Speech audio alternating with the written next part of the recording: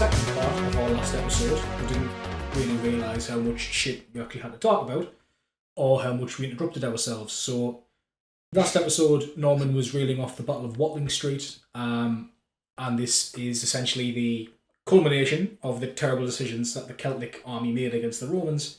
So, Norman, please carry on.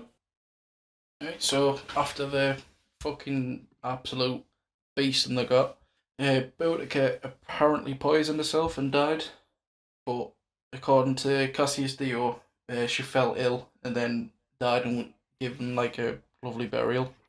So there's no real. You only get the Roman account. Well, yeah. To Bonius Postumus of the Second Legion of Augusta, the one who failed to join up because he fucking ignored it. Felt a bit guilty because he robbed his men of shared glory, and he's probably gonna get fucking lynched when Suetonius comes back. Committed suicide by falling on his own sword. Emperor Nero was apparently shook up. I don't know how fucking Nero was shook up at all. Apparently he was so shook up that near the events coming to a close, he was considering withdrawing from Britannia altogether. But seeing as fucking sorted the fucking Boudicca's army out, he just went nah. Is that his words? Nah. Chief K5. Nah. Suetonius was praised. I forgot what he got awarded something, like a title or whatever. Best fella award. Yeah. Sound lad award. Top gadge. Fucking absolute tactical madman. In fear that Suetonius' punitive policies would have caused another rebellion, Nero placed him with Publius Petronius Turpillanus. Yeah, going for that one. So the Roman occupation of South Britannia continued, but in the north it remained volatile because in AD 69 Venusius, a Brigantes noble, would lead a less documented revolt, and that's it for Boudica. She's fucking indeed. Rest in peace, bitch. You got everything. I'm gonna never start loving you, bitch. Fucking. She got done like. Everything. Everything going for her. Just. She could have kicked so much fucking ass. But no. Never mind. She turned out to be a fucking idiot because she brought the families along. I was what it is. I'm surprised she somewhat managed to control them because they were fucking apparently the fucking all the tribes and whatever, they were just fucking fighting each other. Well, yeah. At the same time as well, they were fucking. But if you can you've all got a common enemy if there's an invader.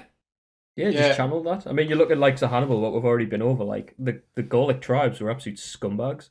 And all it took was look, we want to destroy the same person. Let's fucking do it. Yeah. Let's not beat around the bush. Let's not bring your fucking lass to watch you. Exactly. Did it bring your fucking wife and your 7 bands out of the 15 that lived? Oh, Brad, you want to do your Punic one now or save it till the end? I'll resume, yeah, because I did the vast majority of mine in the first bit, which took probably the good part of an hour, but there's probably only kind of 10-15 minutes left of mine. And we are essentially picking up at the point where we're just after the Battle of Cannae. I am saying that right now, aren't I don't fucking know. I'll just keep going with it. Cannae. Cannae or Cannae, and I'm going to stick with Cannae. Cool, just go for Cannae. The Battle of Cannae. Right. It was a canny battle. It was, yeah, mate. By all fucking accounts, it was. Yeah.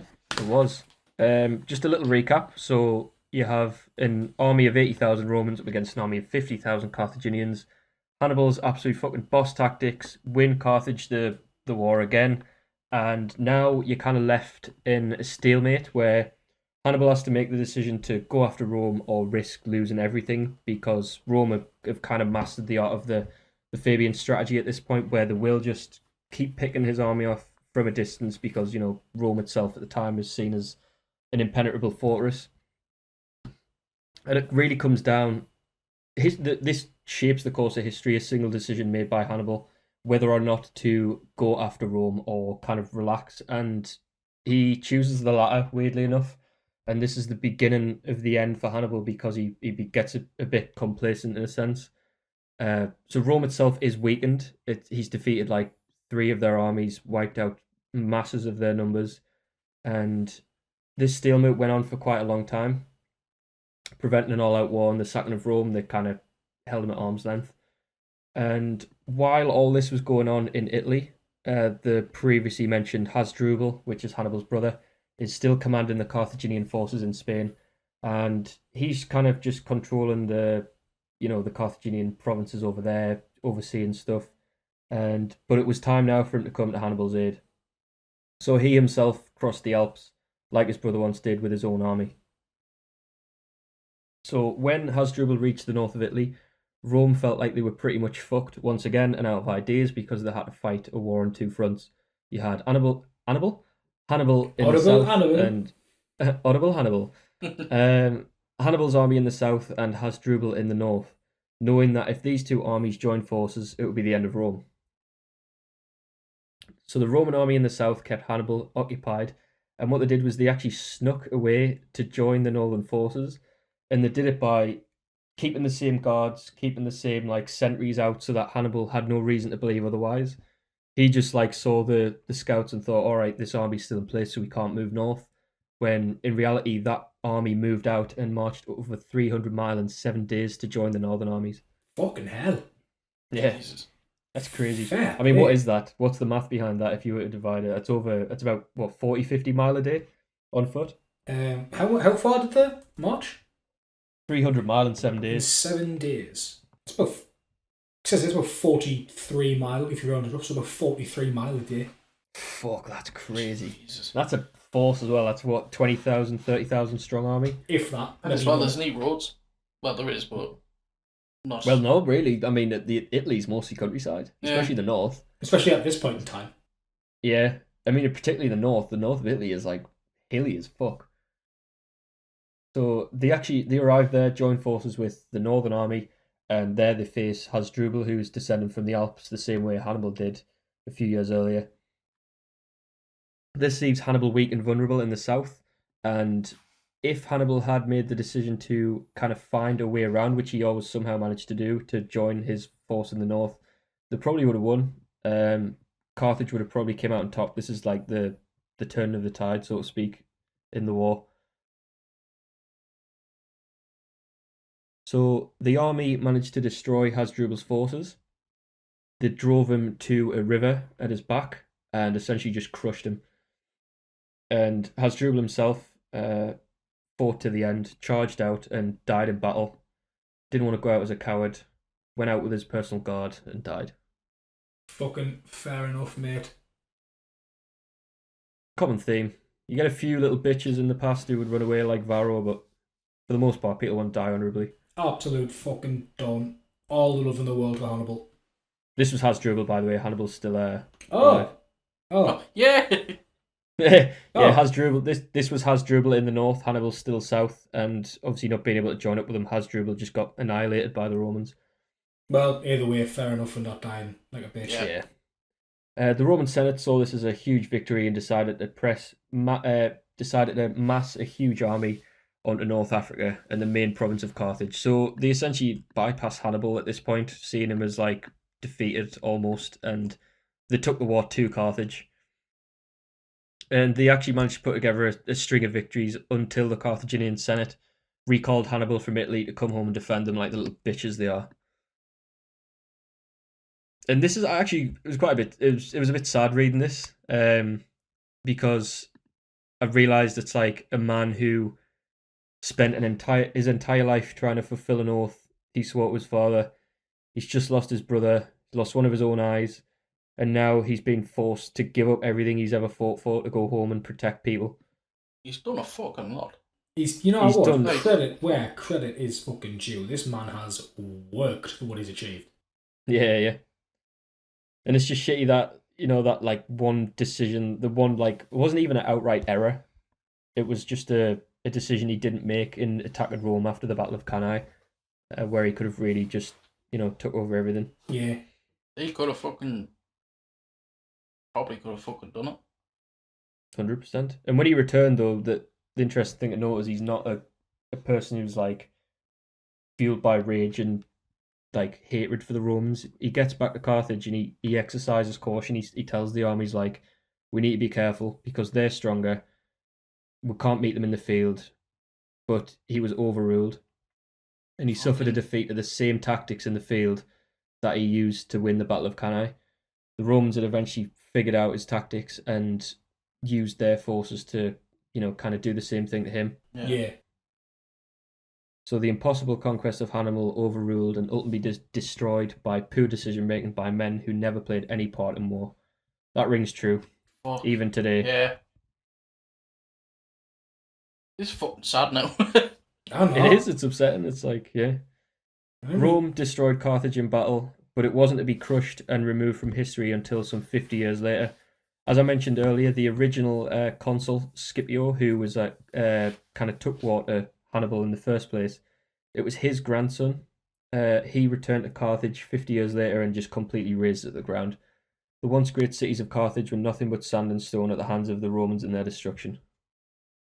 Motherfucker. So to conclude, Rome defeated Carthage in the 3rd century BC, making them essentially the only major power in the world. The events we just discussed really shaped our history as we know it. To think of the world and how it would look if another empire introduced the customs, trades, laws, and knowledge that the Roman Empire have had on the world, that's just fascinating.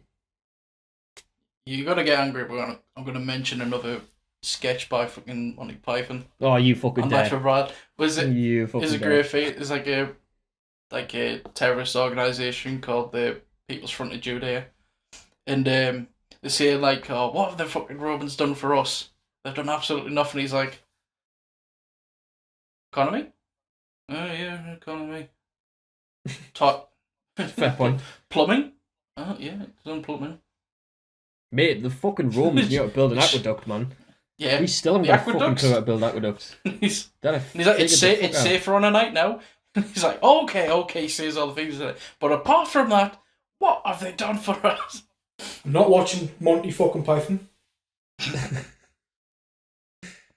So that is the story of the Second Punic War.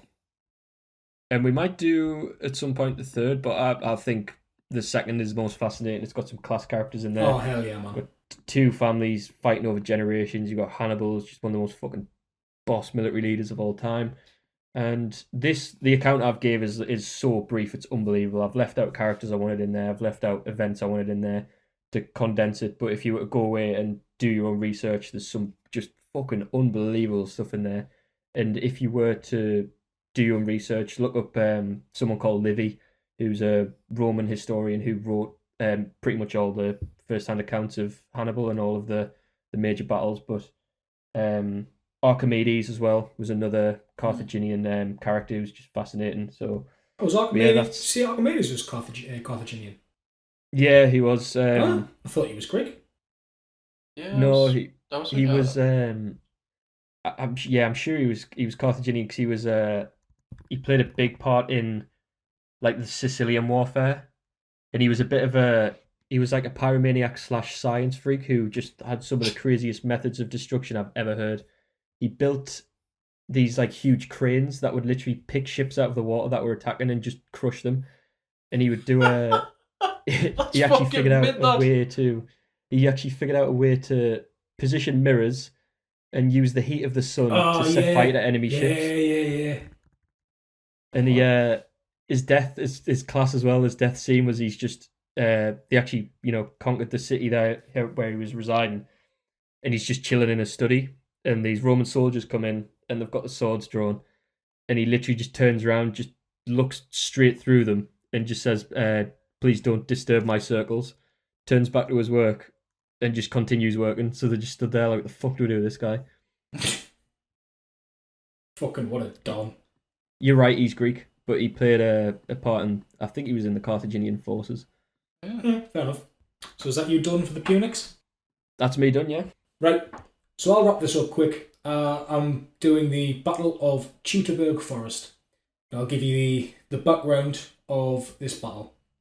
So following the attacks of Drusus I, which I believe was a Roman noble, in 1129 BCE, Arminius, along with his brother Flavus, was sent to Rome as tribute by their father, Segimerus the Conqueror, chieftain of the noblest house in the tribe of the Cherusci. Arminius then spent his youth in Rome as a hostage, where he had received a military education and been given the rank of equestrian, which is an elevated rank of citizenship above that of an ordinary citizen. Later in 6 CE, leadership of the Roman force was turned over to Publius Quinctilius Varus, a nobleman and experienced administrative official from a patrician family who was related to the imperial family. He was assigned to consolidate the new province of Germania in the autumn of that year. Now, between 6 and 9 CE, the Romans were forced to move 8 of 11 legions present in Germania east of the Rhine River to crush a rebellion in the Balkans, leaving Varus with only 3 legions to face the Germans. This represented the perfect opportunity for Arminius to defeat Varus. While Varus was on his way from his summer camp west of the Weser River to winter headquarters near the Rhine, he heard reports of a local rebellion, reports which had been fabricated by Arminius. Varus decided to put a stop to this uprising immediately, quicken his response by taking a detour through territory that was unfamiliar to the Romans. Arminius, who accompanied him, directed him along a route that would lead to an ambush. Another Cherusian nobleman, Segestes, brother of Segimerus and the unwilling father-in-law to Arminius, warned Varus the night before the Roman forces departed, allegedly suggesting that Varus should apprehend Arminius along with other Germanic leaders whom he identified as participants in the planned uprising. His warning, however, was dismissed as a personal feud between Segestes and Arminius. Arminius then left under the pretext of drumming up Germanic forces to support the Roman campaign. Once free from Roman presence, he immediately led his troops in a series of attacks on the surrounding Roman garrisons. Varus's forces included 3 legions, 6 cohorts of auxiliary troops, which, as previously discussed, was mainly made of non-citizens or allied troops, and 3 squadrons of cavalry. Many of them had little combat experience with Germanic fighters under local conditions. The Roman forces were not marching in combat formation, and there were also large numbers of camp followers. As they entered the forest, they found the track narrow and muddy. According to Dio Cassius, a Roman historian whose name has popped up previously, a violent storm had also arisen. He also writes that Varus neglected to send out advanced reconnaissance parties to scout ahead and report on enemy activity or positions. Due to their large amount of followers and the amount of soldiers, their lines were dangerously stretched out, with estimates saying that it was between 9 to 12 miles long. Varus's forces were then suddenly attacked by Germanic warriors who were carrying some light swords, large lances and spears that came short with narrow blades, so sharp and warrior friendly that they could be used as required. So basically, it's an idiot's fucking spear. The Germanic warriors surrounded the entire Roman army and rained down javelins upon the intruders. The Romans were able to set up a fortified night camp, and the next morning broke out into the open country near the modern town of Osterkappeln. The breakout cost them heavy losses, as did a further attempt to escape by marching through another forested area, with heavy rains continuing. The rain caused further problems for the Romans, as it stopped them from using their bows because the strings, which were made of sinew, became slack when wet. It also left them virtually defenceless, as their shields became waterlogged. The Romans then began a night march to escape, but marched into another trap that Arminius had set. This was set at the foot of a hill near Osnabrück. There, the sandy open strip on which the Romans could easily march down narrowed at the bottom of the hill, with a gap of only 100 metres between the woods and the swampland at the edge of a great bog. The road was blocked by a trench, and towards the forest an earthen wall had been built along the roadside. This let the tribesmen attack the Romans from cover. The Romans made a desperate attempt to storm the wall, but failed. The Germanic warriors then stormed the field and slaughtered the Romans, with Varus committing suicide in the middle of the battle. Like a bitch. It said that around 15,000 to 20,000 Roman soldiers died, with reports saying that Varus was not the only one to take his own life, as many of his officers are said to have taken their own lives by, again, falling on their swords in the approved Roman manner, which is a bit weird to think there's an approved way of committing suicide in Roman society. Tacitus, whose name has been mentioned in Norman's report, wrote that many officers were sacrificed by the Germans as part of their indigenous religions, cooked in pots, and their bones used for rituals. Which, to be fair, if you're going to kill us and desecrate my corpse, do that. That's pretty fucking Mate cool. eaters, throw us in the trash. In the great words of great Frank Reynolds. Just do what you want, mate. I don't care. However, others were ransomed and some of the common soldiers were enslaved. The victory over the legions was followed by a clean sweep of all Roman forts, garrisons and cities, of which there were at least 2 which were east of the Rhine. This battle was heavily criticised because of the mistakes that Varus had committed. So there's a few here. There's a few mistakes listed that probably could have been avoided, and maybe they wouldn't have got the fucking heads kicked in the middle of a German forest. So Segestes, the father of Arminius' wife, was opposed to the marriage. Segestes. The most bitch name Segestes? of all fucking time. Was it Segestes? Segestes? Either way you pronounce it, it's Segestes. I suggest you fuck off. Segestes, the father of Arminius' wife, was opposed to the marriage, and he warned Varus about Arminius, as previously discussed.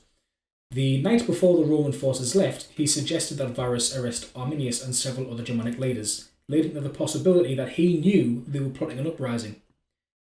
So Varus dismissed the advice as he thought it was motivated by a personal feud. Arminius then left, saying he would drum up Germanic forces to support the Roman campaign. And, as previously discussed again, instead he led his troops who were waiting close by in attacks on surrounding Roman garrisons. So maybe just tack advice on board. That's all I'm saying. Like, just maybe listen to your mates. Listen to someone who knows the person you're with and going, I'll pull him aside. I'll have a chat with him. I'll see if he's going to... Yeah, there's just a quick shout out to everyone around the time that we're discussing things, anything remotely BC or AD. Listen to your Maras. Listen to your mates. And even now, listen to your mates. No, Aye. listen to me, suggesting you... Well, don't listen to Watch no. my- Don't try I'll your best to listen not to listen to none. So, even without this warning, Varus, as a matter of policy, should have been less trusting of Arminius. The choice of a march through the forest was against normal Roman military methods, as both vision and defence are limited in a forest. I suppose that only really makes sense if you're marching through. I suppose if you're hunkered down in there, you've got plenty of defence and plenty of vision. But if you're going to lead an army, especially an army whose fucking lines are 9 to 12 miles long through a dense forest with limited visibility and limited defence, it's a fucking idiot move. Be a lot of like after you, after you, no. Oh, you got first. No, go on. No, You first. age before beauty. Go ahead, mate. That's supposed to. British Army would never get through. No, go on, mate. So. No, go on, after you. No, honestly, make it still through. Go on, Chief. Just getting me even more and more aggressively polite. It'll just be like a really long fucking 2 hour of going Oh, when you do the dance in the street. Mate, I love a good oop. Can't beat a supermarket. You can't do it now. Because you're always fucking staying away. No, I still do, just from 5 metres away. Are you coming up the side? Alright. Remember that thing? We're living a shit time. Global pandemic. People have died. Unparalleled death rate. So, as well as the lack of visibility and defence within the forest, the march was not done in a combat formation either.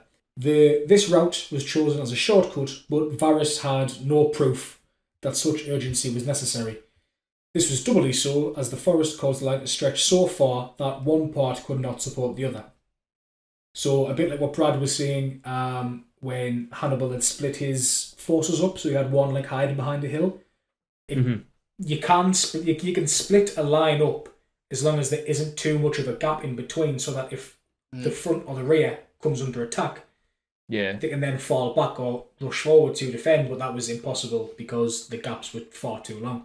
Another mistake was that the bad weather was another good reason for caution when going into the forest. The forest was unknown ground to Varus, and new routes should always be scouted, which makes sense in a military mindset. If you're going in an uncharted territory, you want to send a scout ahead to at least just do a recce and have a look.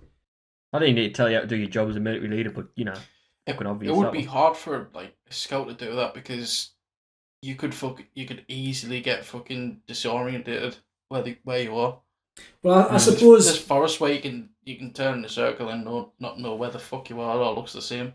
Well, I mean, I'm assuming like when you choose a scout, you choose somebody who's good at orienteering, like someone who knows how to scout.